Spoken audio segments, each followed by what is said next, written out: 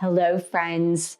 Welcome back to my YouTube channel. My name is Michelle Fondin, and I'm the author of the brand new book, The 8 Limbs of Yoga for Modern Times, a practical guide to the Yoga Sutras of Patanjali. You can find all 12 of my published books on Amazon, and you can pick this book up on Ingram Spark. This is especially great for wholesale bulk orders.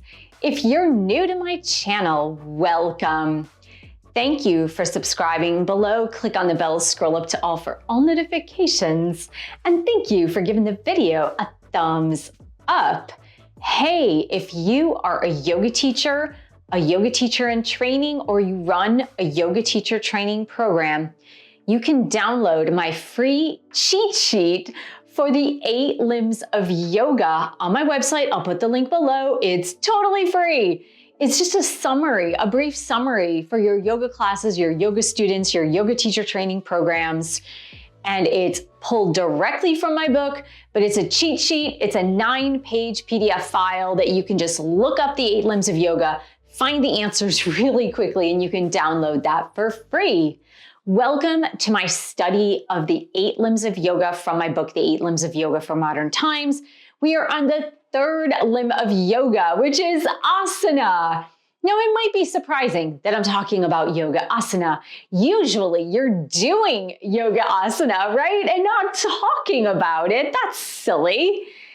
And of course, most people, when they think about yoga or they hear about yoga, or maybe even consider yoga, they are referring to yoga asana, which are yoga poses. And of course, if you are studying to be a yoga teacher, you know that yoga asana is just one tiny part of the philosophy of yoga, and we're going to talk about that in this video. But first, I'd like to read to you the first Yoga Sutra related to Asana, the 3rd limb of yoga. Asana is a steady, comfortable posture. Yoga Sutra, chapter 2, verse 46. Let's dig deep into this 3rd limb of yoga because I have a lot to say about this. Now, if you read my book, you will learn that I took my first yoga class when I was 18, a bazillion years ago. Long time ago, in ancient times, is when I took my first yoga class. And of course, I learned yoga and pranayama. And for many years, I really considered that that was yoga. And of course, yoga asana is the most popular in Western societies, and probably even in most Eastern societies when you are referring to yoga. However, as I mentioned, yoga asana is only one small aspect of the overview of yoga philosophy. And in fact, in ancient times, in the forest academies of the Himalayas, these forest academy gurus really used yoga asana as a tool to help their young students get all the wiggles out, right? These guys were kids that went into the forest academies at ages 11, 12, right around the time of puberty or pre-puberty. And they stayed with their gurus for 12 years to study the Yoga Sutras, to study the Upanishads, the Bhagavad Gita, the Dhammapada. They were studying all of these spiritual texts, the Rig Veda. These young students had a hard time sitting in meditation for long periods of time. And of course, that was the goal and purpose, right? Was to get them sitting in meditation for hours and hours and hours and hours and hours at a time so that they too could reach enlightenment. And it was really hard. And of course, it's still hard to sit in meditation for long periods of time, even though we, as human societies in modern times, we're sitting more often than not. But even so, it was problematic for these young people, these students, these yogis sitting in ashrams, to be able to sit with an erect spine, right, in a perfectly still posture, to be able to meditate. And so yoga poses were designed, yoga asana, yoga poses were designed to get the body limber, in shape, to cleanse the body, right? It was part of that body cleansing techniques. So pranayama was part of that, yoga breathing. Yoga asana was part of that, getting that body purged and cleansed, getting the blood pumping, getting the circulation going, getting the body detoxified. And like I said, getting all the wiggles out so that the yoga students could sit quietly in meditation for 5 hours at a time, 8 hours at a time, 12 hours at a time. And that was the primary goal, was to get the students so disciplined in the body that they would forget the body was even there, that they could transcend the body in meditation and be able to reach samadhi, which is total absorption. And what I like about the Yoga Sutra, and that's going to carry me to modern times, what I really like about this specific Yoga Sutra, and there are 2 others which are mentioned in the book, and I do talk about them in the book, but let's just focus on Asana is a comfortable, steady posture. What I really like about this Yoga Sutra that is so simple yet so complex is that it does not limit you to what yoga asana is intended to be. In many yoga disciplinary practices in modern days, modern times, there is this focus on doing the postures completely perfectly. There is this focus on doing postures with acrobatic styles so that you can take pictures for Instagram or you could perform the poses on TikTok. And there is this pull to performance. And there's also this pull to being athletic, losing weight, getting in shape, which yoga can certainly do, right? I'm not denying that fact. I'm not denying the fact that yoga can get you into shape. It can release you from tension, anxiety, relieve your aches and pains. It gets the synovial fluid, the spinal fluid, and the joints all lubricated. It really cleanses the lymphatic system. There are so many things that yoga asana does do for the body. And it also, of course, as I mentioned before, it detoxifies the body, right? That's the lymphatic system. It helps you be comfortable in your daily living. So if you have a solid yoga practice, yoga asana practice, it helps you be more comfortable in your body for daily life. So of course, all these things are primary goals in modern living, to be able to live in our bodies, feel comfortable in our bodies, be able to perform daily functions without pain, without suffering, to relax the mind so we have less anxiety. And all these are worthwhile goals, all of them. The things that do concern me about modern living in yoga are the things like competition in yoga, competing with other students, competing with other studios, competing with other styles, or getting into the gymnastic practice of yoga, where yoga students feel like they have to outdo one another or get into that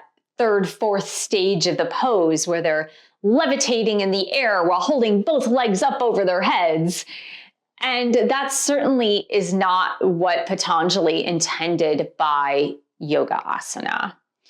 What Patanjali intended by yoga asana was a comfortable, steady posture. Now, if it's really comfortable for you to be balancing on one hand with your legs in the air off to the side for that perfect Instagram photo, that's great. If it's comfortable for you, if it feels steady for you, that works, right? That absolutely works. But for most of us who are living on Earth with a limited body potential, because, we're sitting most of the time, or maybe we are really runners, or we are doing weightlifting, or we're doing another sport that is not gymnastic in style. And so for us to balance on one hand with the legs off to the side, with the other arm in the air to get into this perfect Instagram photo, that's not comfortable to most of us. And so I feel like the Yoga Sutra really guides you toward what is working for your body. And I feel like if you are a yoga teacher, if you're a yoga teacher in training, or if you're leading a yoga teacher training program, no matter what style you happen to be teaching, if it's hot yoga or Ashtanga yoga or Bikram yoga, if it's something in the style where it's very ritualistic and there are certain patterns that you're moving through in the poses, or you have the Iyengar style, which is really focused on precision, which is good, right? Because you don't want to injure yourself. But a lot of times we can get too caught up in the technique of the pose without teaching to students or teaching to ourselves that asana really is a comfortable and steady posture. When we conceive of yoga asana as a comfortable and steady posture, what tends to happen is we allow our bodies to relax into that posture, okay? Whether it's Baddha Konasana, butterfly pose, and you're allowed to just sink into it because you feel comfortable in it, or maybe you're supported with blocks, bolsters, or blankets, and you really feel that you could sink into it, relax into it, and it's comfortable for you, then your body releases, your body relaxes, your body is able to sink into the pose. And then you, the mind, the intellect, the ego, the soul, the spirit, you are allowing yourself to then transcend the body. Now, of course, all yoga poses asana comes with a little bit of discomfort in the beginning because our bodies aren't used to going into a specific posture necessarily unless you're practicing yoga every single day, which most people are not. So there is that initial sense of discomfort, but after the first few seconds, the comfortable, steady posture should be what remains. And so if you are in Warrior 2, for example, and you get into that comfortable and steady posture and it feels good for you and you can remain in that posture while focusing on your breathing, that is yoga asana for you, even if you have your hands on your hips and your arms are not extended. A comfortable, easy posture could be sitting cross-legged versus sitting in lotus or half lotus. And that's what your body is inviting you to do today. And that's where you're at. So that's where you're at. It could be in Paschimottanasana, seated forward fold. And maybe for you, that's like not even bending forward. Maybe it's just with your head forward. And that is the comfortable, steady posture for you. That way you can allow your body to sink into it, breathe into it, and release. As you move into this more relaxed state of thinking when it comes to yoga asana becomes more accessible to more people. And we let go of this idea of competition with others or ourselves. We let go of this idea of comparison, really, comparison to what your neighbor is doing on the next mat over, comparison to different yoga styles, or getting into this yoga athleticism where we really feel like we need to do more and tough it out. Yoga was never intended to be a tough it out practice. Yoga asana was really intended to prepare the yogi to sit in meditation and forget about the body. It's very difficult to forget about the body when you're always pushing your body to do more or to think of it as an athletic competition, even with yourself, but thinking about it as, well, if I do this and then I go into a bind and then I put one foot up in the air and then I balance in one-footed crane. Well, there is a place for that, certainly. There is a place for that in challenging yourself a little bit more and more.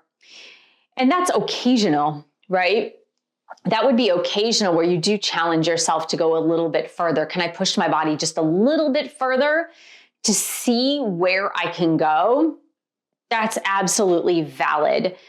But I know many yogis, if not most yogis, that go the other direction, where yoga does not become a meditative practice. Yoga is constantly an athletic practice, or it's a competitive practice.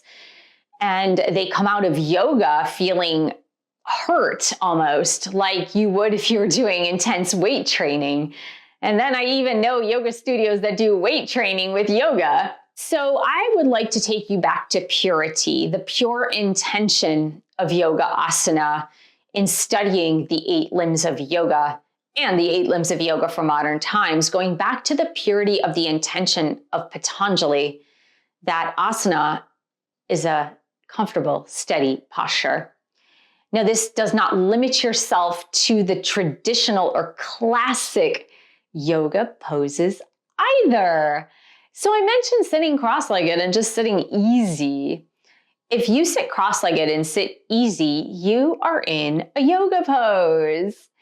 If you're standing at your desk rather than sitting at your desk and folded halfway forward and swaying your hips from side to side to kind of alleviate the back tension from sitting all day, that is a yoga posture, even though it might not be official yoga posture. So as you can see, when we open up our vision of what yoga asana is and what it can be, it helps others to accept that as long as they are moving their body in a way that feels comfortable and steady to their body, they are practicing yoga asana, and that it does not have to be 10 perfect poses in an hour's time or 15 perfect poses in an hour's time.